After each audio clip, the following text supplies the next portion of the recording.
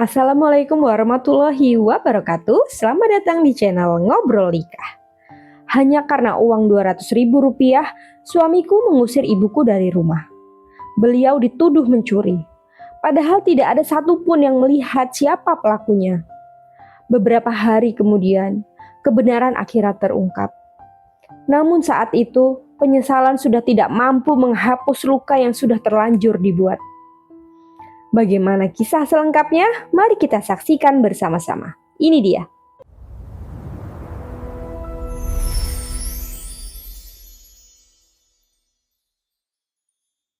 Di sebuah kota kecil, tinggallah seorang perempuan bernama Sari. Usianya 32 tahun. Beliau telah menikah dengan Doni selama hampir 7 tahun. Dari pernikahan itu, mereka dikaruniai seorang anak laki-laki berusia 5 tahun bernama Fikri. Kehidupan mereka jauh dari kata mewah. Namun selama kebutuhan sehari-hari masih terpenuhi, Sari selalu berusaha bersyukur. Setiap pagi, Doni berangkat bekerja sebagai sopir pengantar barang. Penghasilannya tidak menentu. Ada hari ketika membawa pulang uang yang cukup. Ada pula hari ketika ia hanya membawa sedikit rezeki.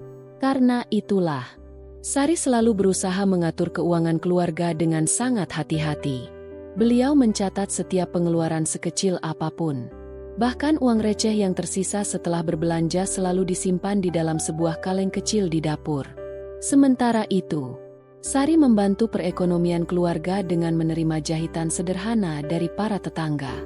Upahnya memang tidak besar, namun sedikit demi sedikit, hasil jahitan itu mampu menambah kebutuhan rumah tangga. Beliau tidak pernah mengeluh. Baginya, selama keluarganya masih bisa makan bersama setiap malam, itu sudah lebih dari cukup. Tidak jauh dari rumah kontrakan mereka, tinggal seorang perempuan paruh baya bernama Burina. Beliau adalah ibu kandung Sari. Sejak suaminya meninggal beberapa tahun lalu, Burina hidup seorang diri di rumah peninggalan almarhum suaminya. Meski usianya sudah tidak muda lagi, beliau masih sering datang membantu putrinya. Kadang memasakkan makanan, kadang menjaga Fikri ketika Sari sedang sibuk menjahit. Kehadirannya membuat rumah kecil itu terasa lebih hangat. Fikri sangat dekat dengan neneknya. Hampir setiap sore, anak kecil itu selalu menunggu Burina datang. Mereka bermain di halaman, menggambar, atau sekadar mendengarkan dongeng sebelum matahari terbenam. Tawa Fikri sering memenuhi rumah sederhana itu. Melihat cucunya bahagia, Burina merasa semua lelahnya terbayar. Hubungan Doni dengan ibu mertuanya selama ini juga terlihat baik. Beliau selalu menghormati Burina. Setiap kali bertemu, Doni tidak pernah lupa mencium tangan ibu mertuanya. Burina pun menganggap Doni seperti anaknya sendiri. Beliau sering memasakkan makanan kesukaan Doni, bahkan beberapa kali membantu ketika keuangan rumah tangga mereka sedang sulit. Tidak pernah sedikit pun terlintas di benak Sari bahwa hubungan yang terlihat akrab itu suatu hari akan berubah karena sesuatu yang nilainya begitu kecil. Suatu sore, Doni pulang dengan wajah sedikit lelah. Beliau langsung duduk di ruang tamu sambil mengeluarkan dompet dari saku celananya. Di dalam dompet itu terdapat uang sebesar 200.000 rupiah. Uang tersebut sudah dipisahkan sejak pagi. Besok pagi, uang itu akan digunakan untuk membayar cicilan motor yang hampir jatuh tempo. Jika terlambat, Doni harus membayar denda. Karena itulah, beliau beberapa kali memastikan uang tersebut masih berada di tempatnya. "Besok pagi jangan sampai lupa mengingatkanku," kata Doni kepada Sari. Sari mengangguk sambil tersenyum. Beliau bahkan melihat sendiri ketika Doni memasukkan kembali uang itu ke dalam dompetnya.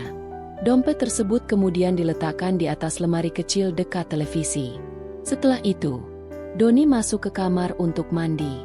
Tidak lama kemudian, Burina datang berkunjung. Seperti biasanya, beliau membawa sebungkus pisang goreng hangat untuk Fikri. Suasana rumah kembali ramai. Fikri berlari memeluk neneknya. Sari menyiapkan teh hangat. Mereka mengobrol sederhana di ruang tamu. Tidak ada pertengkaran. Tidak ada kata-kata kasar. Semuanya tampak seperti sore-sore sebelumnya. Menjelang malam, Bu Rina pamit pulang. Doni mengantar ibu mertuanya sampai ke depan pagar. Beliau bahkan sempat berkata, "Hati-hati di jalan, Bu." Bu Rina tersenyum sambil mengangguk. Tidak ada satupun dari mereka yang menyadari bahwa pertemuan hangat sore itu akan menjadi awal dari sebuah luka yang sulit dilupakan. Keesokan paginya, Doni bangun lebih awal. Beliau mengenakan seragam kerja seperti biasa. Sebelum berangkat, tangannya meraih dompet yang berada di atas lemari kecil. Dompet itu dibuka perlahan. Namun dalam hitungan detik, wajah Doni langsung berubah. Tangannya membolak-balik isi dompet beberapa kali. Napasku mulai terdengar lebih berat. Uang Rp200.000 yang semalam masih ada, kini menghilang tanpa jejak. Dan sejak pagi itu, prasangka mulai tumbuh di dalam rumah kecil yang selama ini dipenuhi kehangatan. Doni kembali menghitung isi dompetnya. 1 kali, 2 kali, bahkan sampai 3 kali. Namun hasilnya tetap sama.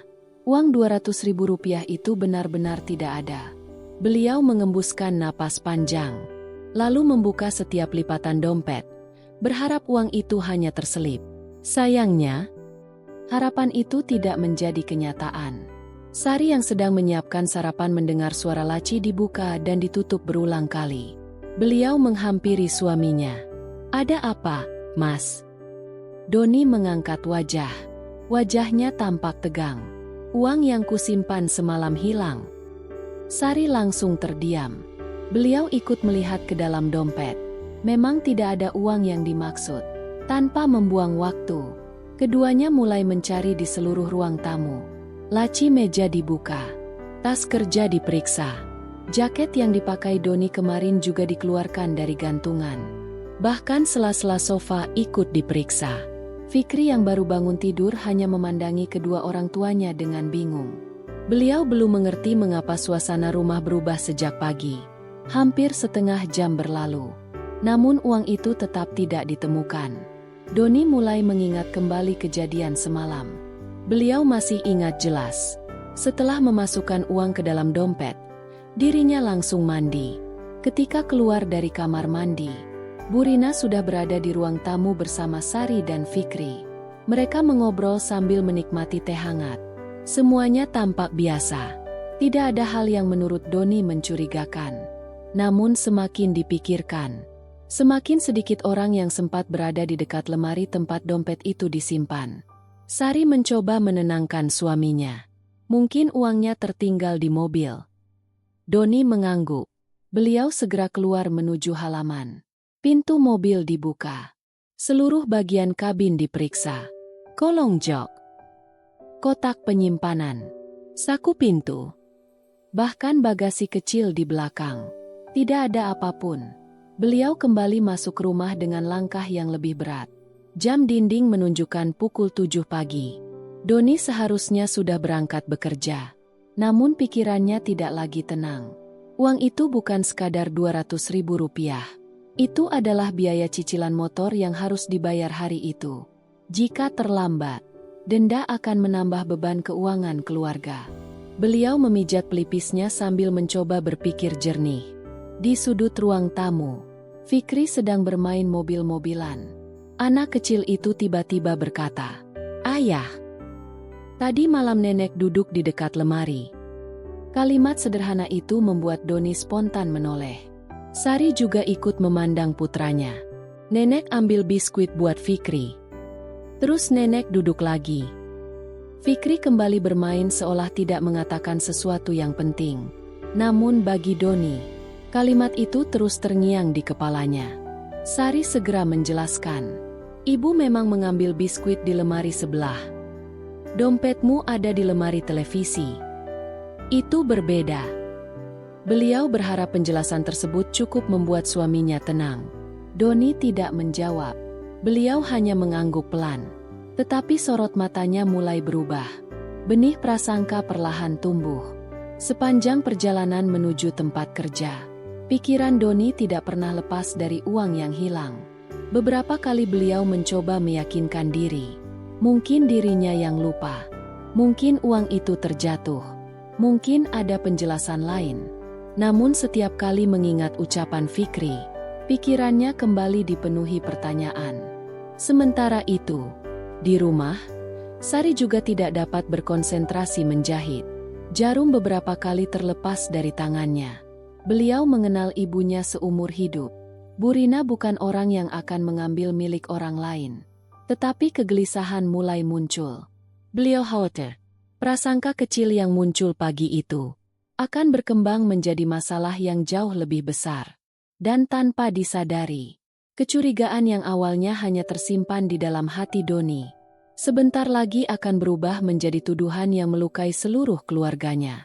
Hari itu, pekerjaan Doni tidak berjalan seperti biasanya. Sejak pagi, pikirannya terus dipenuhi bayangan uang yang hilang.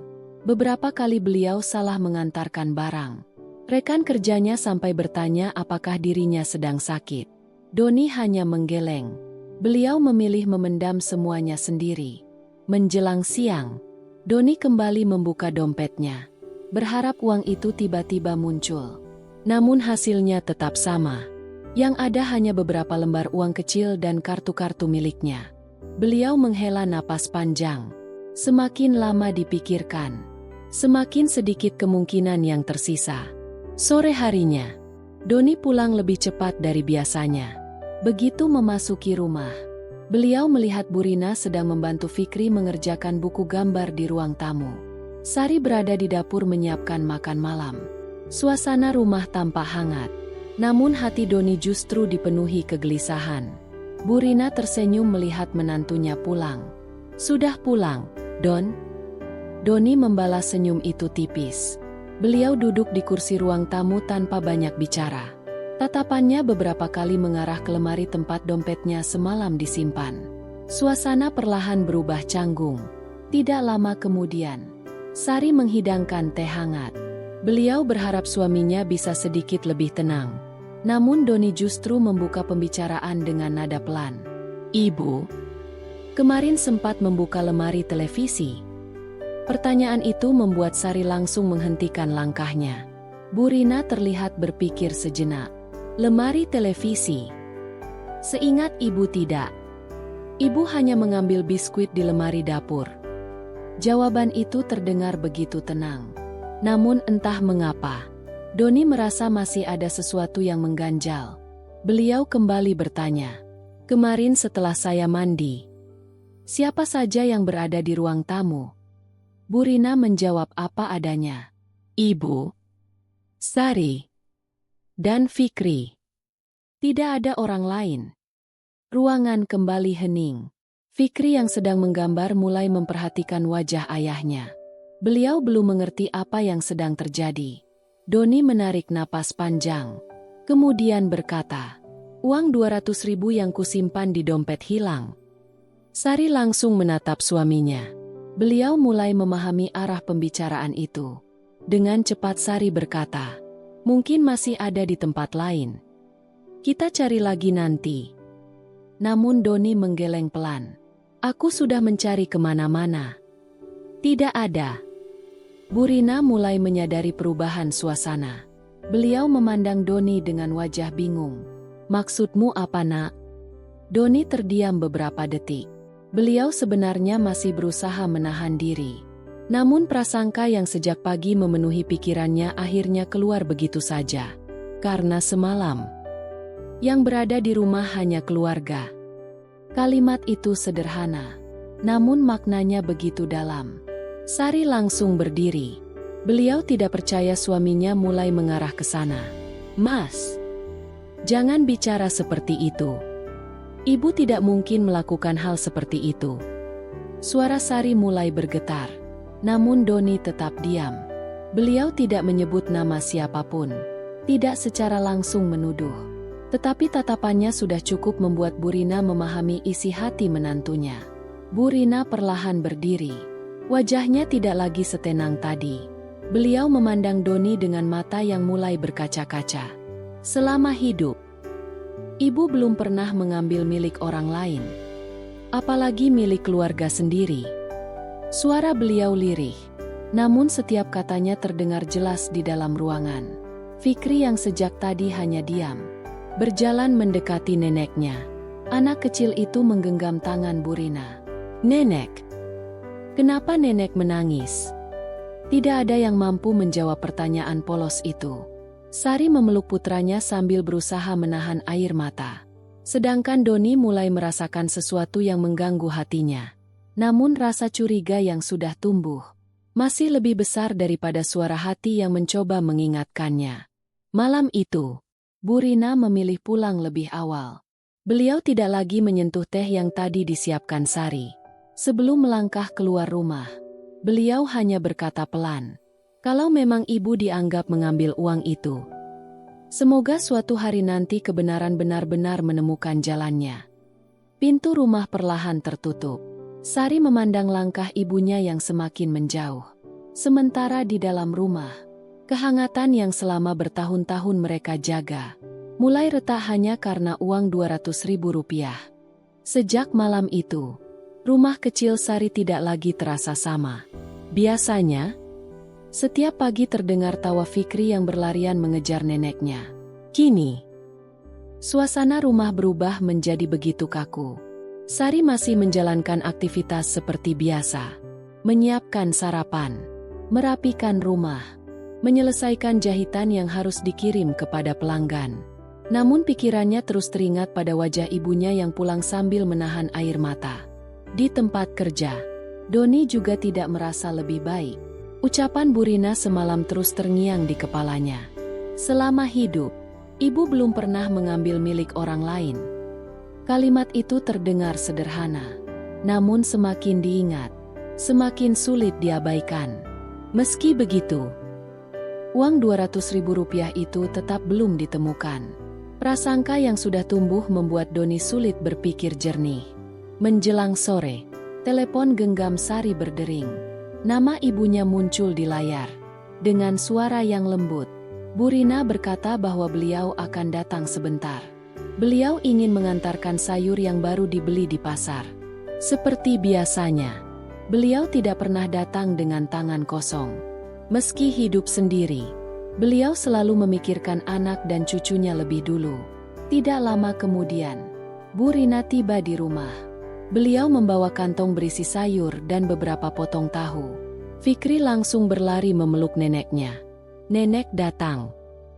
Nenek nanti tidur di sini."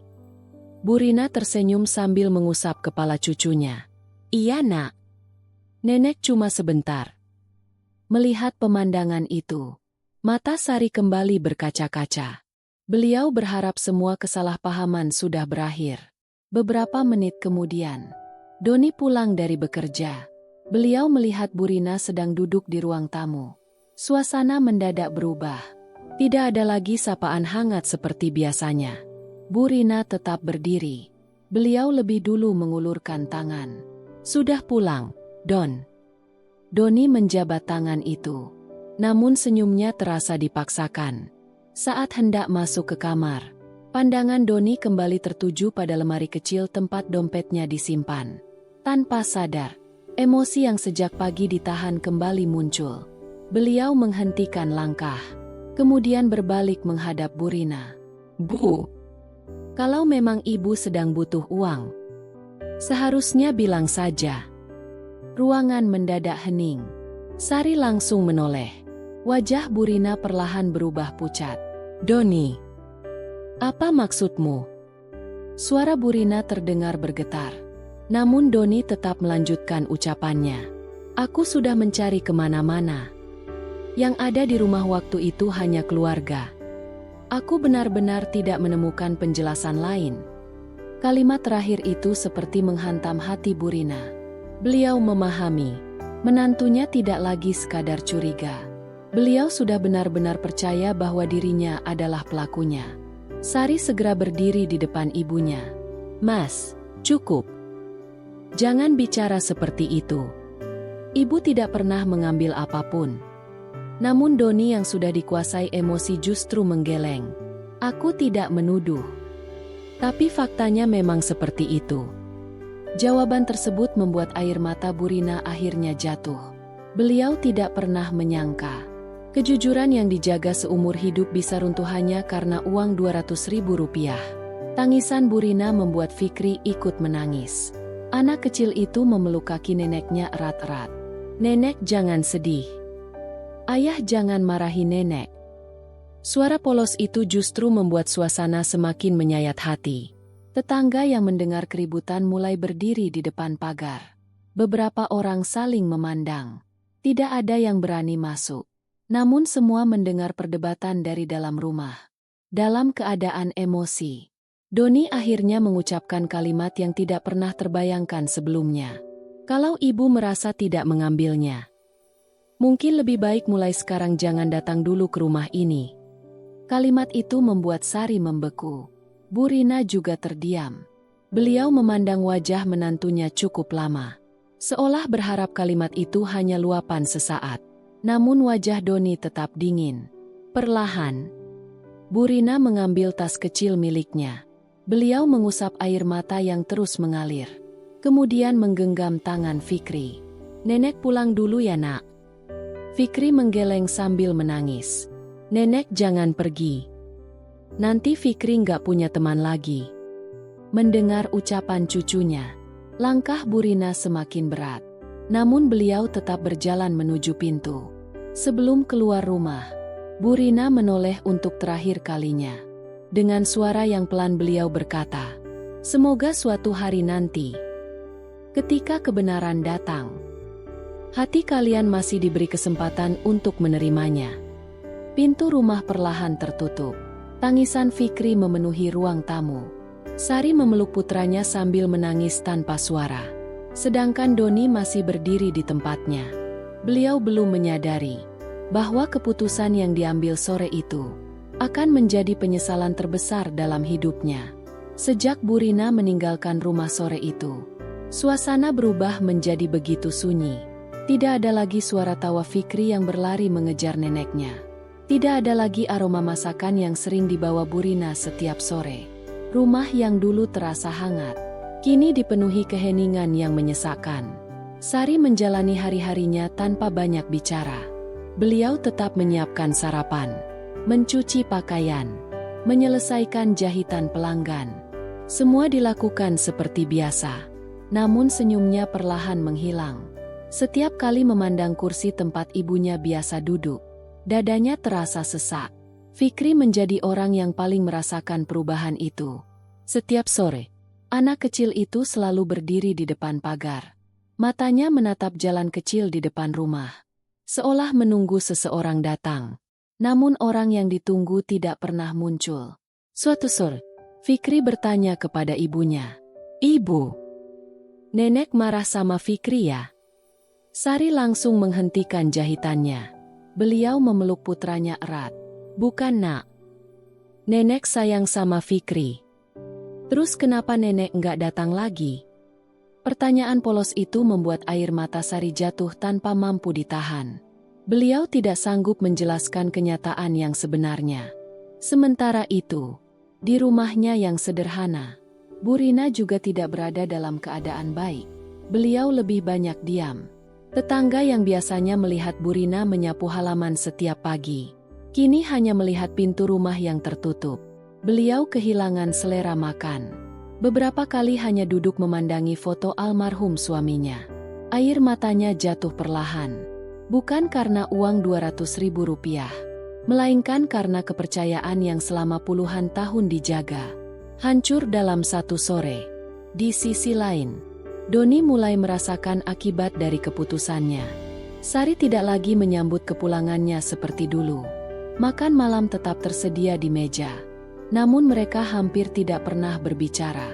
Rumah itu masih dihuni 3 orang. Tetapi rasanya seperti masing-masing hidup sendiri. Suatu malam, Doni mendengar suara tangisan kecil dari kamar Fikri. Beliau segera menghampiri. Anak itu ternyata memeluk boneka hadiah dari neneknya. Dengan mata sembab, Fikri berkata, "Ayah, Fikri kangen nenek. Besok ayah jemput nenek ya." Doni membeku. Beliau mencoba tersenyum. Namun bibirnya terasa begitu berat. Keesokan harinya, Sari diam-diam pergi mengunjungi ibunya. Begitu membuka pintu, beliau terkejut melihat keadaan Burina. Wajah ibunya tampak jauh lebih pucat. Tubuhnya terlihat lebih kurus dibanding beberapa hari sebelumnya. Meja makan hanya berisi sepiring nasi yang hampir tidak disentuh. Sari langsung memeluk ibunya. Keduanya menangis dalam pelukan yang sama. Dengan suara yang pelan, Sari berkata, "Ibu pulang saja." Rumah terasa kosong tanpa ibu. Namun Bu Rina menggeleng perlahan. Beliau tersenyum tipis. "Nak, ibu tidak takut hidup sendiri. Yang ibu takutkan, kalau kehadiran ibu justru membuat rumah tanggamu semakin hancur." Kalimat itu membuat tangis Sari semakin pecah. Beliau sadar, ibunya masih memikirkan kebahagiaan anaknya, meskipun hatinya sendiri sedang terluka. Malam harinya, Sari kembali ke rumah. Beliau melihat Doni sedang duduk sendirian di ruang tamu. Dompet yang menjadi awal semua masalah itu masih berada di atas meja. Tanpa berkata apapun, Sari meletakkan sebuah bingkai foto keluarga di hadapan Doni. Foto itu diambil saat ulang tahun Fikri beberapa bulan lalu. Di dalam foto, Bu Rina berdiri di samping Doni sambil tersenyum bahagia. Sari hanya mengucapkan satu kalimat. "Dulu, Mas bilang ibu sudah seperti ibu kandung sendiri." Setelah itu, beliau masuk ke kamar tanpa menunggu jawaban. Doni memandangi foto tersebut cukup lama. Untuk pertama kalinya, rasa marah yang selama ini memenuhi pikirannya mulai berubah menjadi penyesalan. Namun beliau masih belum mengetahui bahwa kebenaran yang sesungguhnya tinggal selangkah lagi akan mengubah hidup mereka semua. Keesokan paginya, Doni berangkat bekerja lebih awal. Semalaman beliau hampir tidak bisa memejamkan mata. Bayangan wajah Bu Rina yang menangis terus menghantui pikirannya. Beliau berkali-kali mencoba meyakinkan diri bahwa semua yang dilakukan adalah demi mencari kebenaran. Namun jauh di dalam hatinya, ada perasaan bersalah yang semakin sulit diabaikan. Sesampainya di tempat kerja, atasannya meminta Doni mengantarkan barang keluar kota. Beliau segera menuju mobil box yang biasa digunakan. Sebelum berangkat, Doni membersihkan bagian dalam kabin. Botol minum yang kosong dibuang. Beberapa kertas dipindahkan ke dashboard. Lalu beliau menggeser kursi kemudi ke belakang. Saat itulah, sesuatu berwarna merah muda terlihat menyembul dari sela rel kursi. Doni mengernyitkan dahi. Beliau memasukkan tangan ke celah sempit itu. Jarinya menyentuh beberapa lembar uang. Perlahan, uang itu ditarik keluar. Napas Doni mendadak terhenti. Di tangannya tergenggam 2 lembar uang Rp100.000. Persis Rp200.000. Untuk beberapa detik, Doni hanya berdiri mematung. Beliau menatap uang itu tanpa berkedip. Ingatannya langsung kembali pada pagi ketika dirinya panik mencari uang tersebut.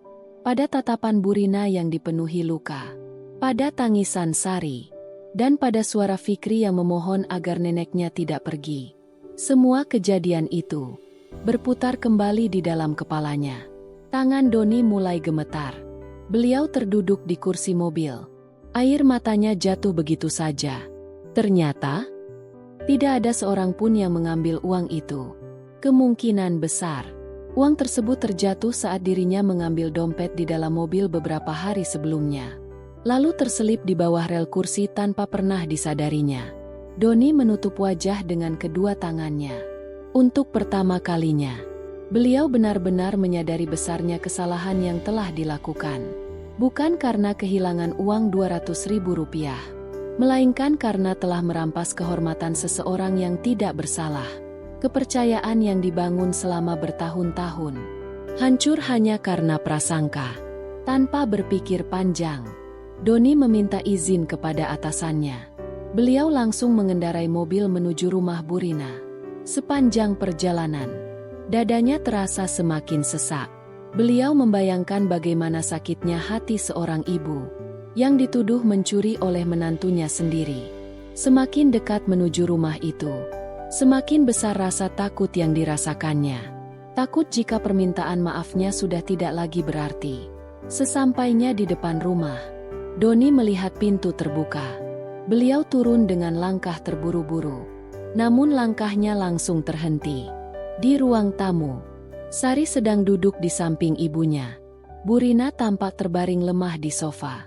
Wajah beliau pucat. Batuknya terdengar beberapa kali. Sari mengusap punggung ibunya dengan mata yang masih sembab. Doni berdiri di depan pintu. Tidak ada satu kata pun yang mampu keluar dari mulutnya. Sari menoleh. Tatapan mereka bertemu. Beliau langsung melihat 2 lembar uang yang masih digenggam suaminya. Dalam sekejap, Sari memahami semuanya. Air mata kembali memenuhi pelupuk matanya. Bukan karena bahagia, melainkan karena kebenaran itu datang setelah ibunya lebih dulu menanggung luka yang begitu dalam. Perlahan, Doni melangkah masuk. Beliau berlutut di hadapan Bu Rina. Tangannya yang gemetar meletakkan uang Rp200.000 di atas meja. Dengan suara yang nyaris tak terdengar, beliau berkata, "Ibu, maafkan saya. Uang ini ternyata tidak pernah hilang."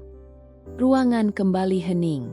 Bu Rina memandang uang itu cukup lama, lalu menatap wajah Doni yang kini dipenuhi penyesalan.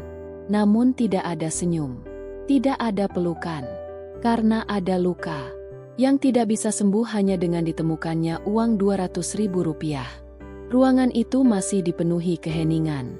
Doni tetap berlutut di hadapan Bu Rina. Kedua lembar uang yang menjadi awal semua persoalan masih tergeletak di atas meja. Nilainya hanya Rp200.000. Namun akibatnya hampir menghancurkan sebuah keluarga. Air mata Doni terus mengalir. Beliau tidak lagi berusaha membela diri, tidak mencari alasan, tidak menyalahkan keadaan. Beliau sadar, semua yang terjadi berawal dari prasangka yang dibiarkan tumbuh tanpa mencari kebenaran lebih dahulu. Dengan suara yang bergetar, Doni kembali berkata, "Bu, saya tidak pantas meminta apapun. Tapi izinkan saya meminta maaf. Saya telah melukai ibu.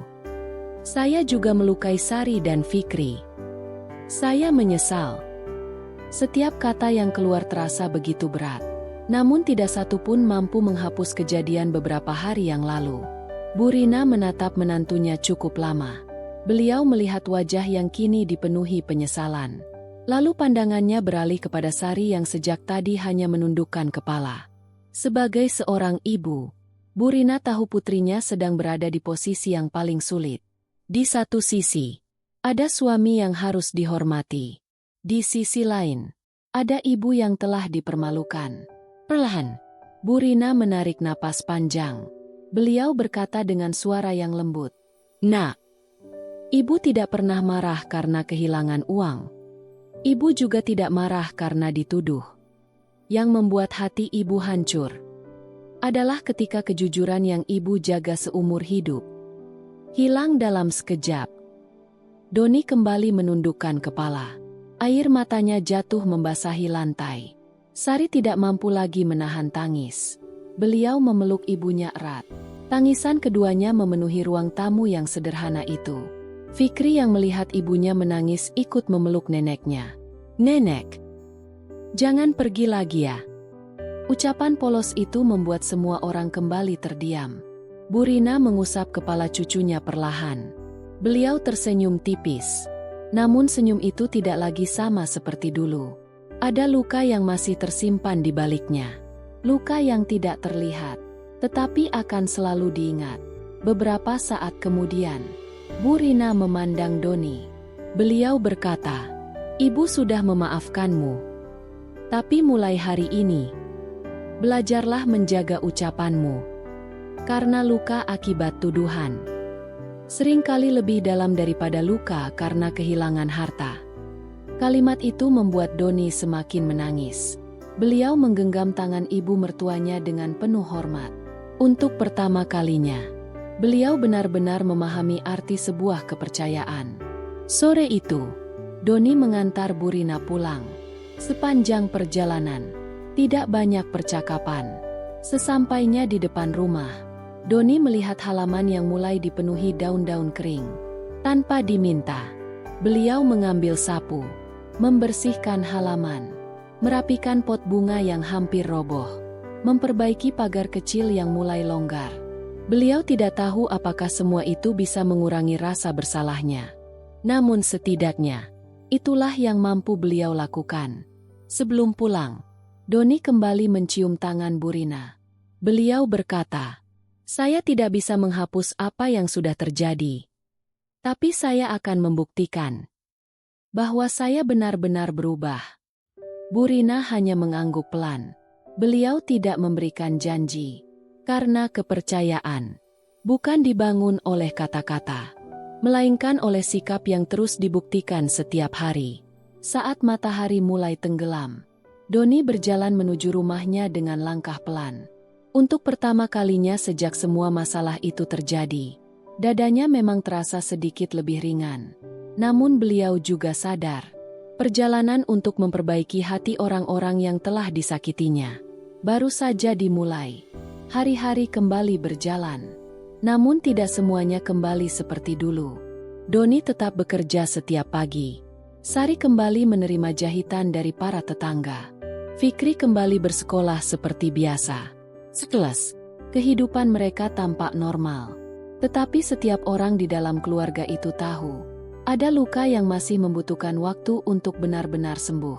Beberapa hari sekali, Doni selalu menyempatkan diri datang ke rumah Bu Rina. Kadang beliau membawa buah, kadang membawa obat, kadang hanya datang untuk memperbaiki genting yang bocor atau membersihkan halaman. Beliau tidak banyak bicara, karena Doni sadar, kepercayaan tidak dibangun dengan janji, melainkan dengan tindakan yang dilakukan berulang kali. Awalnya, Bu Rina hanya menerima bantuan itu dengan senyum tipis. Beliau tidak lagi menyimpan kemarahan.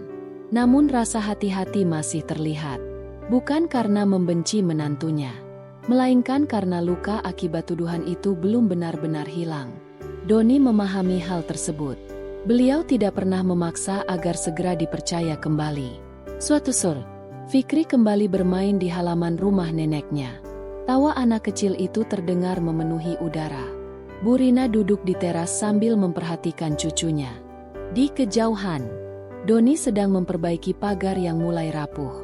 Pemandangan sederhana itu membuat Sari tersenyum untuk pertama kalinya setelah sekian lama. Beliau menyadari, keluarga mereka memang pernah retak, namun masih ada kesempatan untuk memperbaikinya. Setelah pekerjaan selesai, Doni duduk di samping ibu mertuanya. Beberapa saat tidak ada yang berbicara. Hanya terdengar suara angin sore dan tawa Fikri yang sedang mengejar kupu-kupu. Kemudian Bu Rina berkata pelan, "Nak, uang itu memang sudah ditemukan. Tapi ingatlah, yang hampir hilang waktu itu bukan uang, melainkan rasa percaya." Doni menundukkan kepala. Beliau mengangguk pelan. Kalimat itu akan selalu beliau ingat seumur hidup. Sebelum matahari terbenam, Fikri berlari menghampiri ayah dan neneknya. Anak kecil itu menggenggam tangan mereka berdua. Dengan wajah polos ia berkata, "Kalau sudah baikan, besok nenek main ke rumah lagi ya." Bu Rina tersenyum. Beliau mengusap kepala cucunya dengan penuh kasih. Kali ini, nenek yang masakan ayam kesukaan Fikri. Mendengar itu, Fikri langsung melompat kegirangan. Tawa kecilnya membuat suasana yang sempat dipenuhi luka perlahan kembali hangat.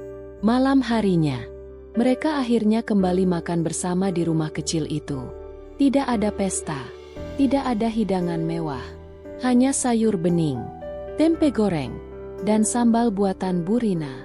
Namun makan malam sederhana itu terasa jauh lebih berharga daripada sebelumnya. Karena semua orang di meja makan telah belajar satu pelajaran yang sama. Doni memandang dompet yang kini berada di atas lemari. Beliau tersenyum pahit.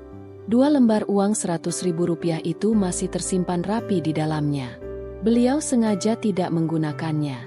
Bukan karena nilainya, tetapi agar uang itu selalu mengingatkannya bahwa satu prasangka yang tidak dicari kebenarannya mampu melukai orang yang paling tulus menyayanginya.